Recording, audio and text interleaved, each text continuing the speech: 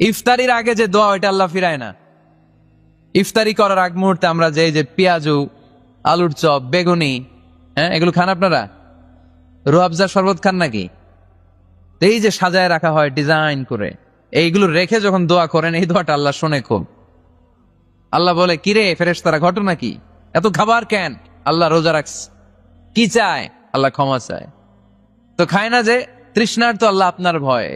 আমারা দেখছে না, আল্লাহ আপনারা দেখে নাই। জান্নাত দেখে নাই, আমার জাহান্নাম দেখেছে আল্লাহ কিন্তু জানে। তারপরে ফেরেশতাদের মুখ থেকে বের করা হবে। সুবহানাল্লাহ পড়েন। আমার জাহান্নাম দেখেছি কিনা বলো। ফেরেশতারা বলে, না জাহান্নাম দেখে নাই।